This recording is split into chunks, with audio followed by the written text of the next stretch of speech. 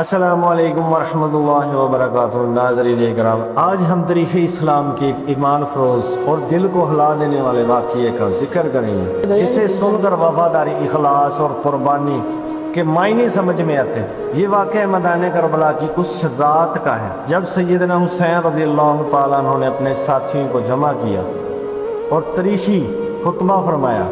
محرم کی 10 تاریخ آنے والی تھی، رات چھا چکی تھی، چاروں طرف دشمنوں کے سپاہی موجود تھے، جبکہ سیدنا حسین رضی اللہ تعالیٰ عنہ کے ساتھ چند جانثار ساتھی موجود تھے۔ سیدنا حسین رضی اللہ تعالیٰ کو جانتے تھے کہ اگلے دن جنگ ہوگی اور ظاہری اعتبار سے شہادت یقینی ہے۔ ایسے وقت میں آپ نے اپنے تمام اہل بیت اور اپنے ساتھیوں کو جمع فرمایا اور اللہ کی حمد و ثنا بیان کی، اور فرمایا کہ میں اپنے ساتھیوں سے زیادہ وفادار اور بہتر اور نیک ساتھی نہیں جانتا، اور اپنے اہل بیت سے بڑھ کر کسی کی اہل بیت کو نہیں سمجھتا۔ اللہ تعالیٰ تم سب کو جزائے خیر عطا فرمائے۔ پھر آپ رضی اللہ تعالیٰ عنہ نے فرمایا کہ میرا خیال ہے کہ کل ہمارا دشمن سے مقابلہ ہوگا، میں تم سب کو اجازت دیتا ہوں کہ رات کی تاریکی ڈل چکی ہے، تم جانا چاہتے ہو تو چلے جاؤ۔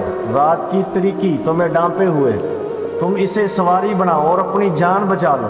دشمن صرف مجھے چاہتا ہے، جب وہ مجھے پالے گا تو وہ تمہاری طرف توجہ نہیں کرے گا۔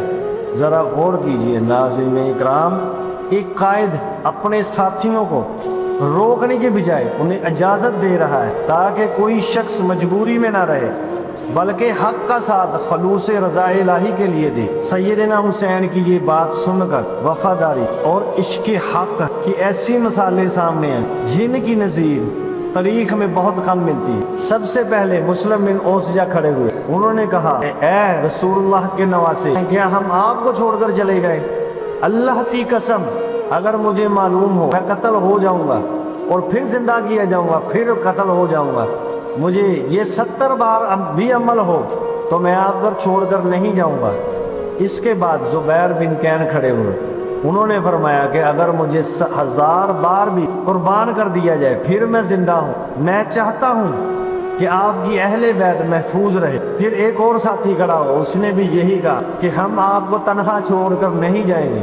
سیدنا حسین رضی اللہ تعالیٰ عنہ نے اپنے ساتھیوں کی یہ استقامت اور جرت کو دیکھا۔ یہ منظر صرف وفاداری کا نہیں تھا، بلکہ یقین کامل، محبت رسول اور دین اسلام کے لیے بے مثال قربانی کا مظہر تھا۔ سیدنا حسین رضی اللہ تعالیٰ عنہ نے جب اپنے ساتھیوں کی یہ محبت اور استقامت دیکھی، ان کے لیے دعا فرمائی۔ یہ وہ لوگ تھے جنہوں نے دنیا کی زندگی پر آخرت کی کامیابی کو ترجیح دی۔ ناظرین اکرام، اس خطاب سے ہمیں بہت بڑے سبق ملتے ہیں۔ ایک سچا لیڈر اپنے ساتھیوں پر جبر نہیں کرتا، بلکہ انہیں اختیار دیتا ہے۔ یہ کہ حق کا راستہ ہمیشہ آسان نہیں ہوتا۔ اہل ایمان مشکلات کے باوجود حق کا راستہ نہیں چھوڑتے۔ یہ اللہ اور اس کے دین کے لیے دی جانے والی قربانی کبھی ضائع نہیں جاتی۔ آج اگر ہم سیدنا حسین اور ان کے ساتھیوں کی سیرت سے سبق حاصل کریں کہ حق، انصاف اور دین پر ثابت قدم رہنا یہی سب سے بڑی کامیابی ہے، اور یہی کربلا کا مقصد ہے۔ اللہ تعالیٰ سے دعا ہے کہ اللہ تعالیٰ ہمیں سیدنا حسین رضی اللہ تعالیٰ عنہ کی سیرت کو اپنانے کی توفیق عطا فرمائے۔ آمین یا رب العالمین۔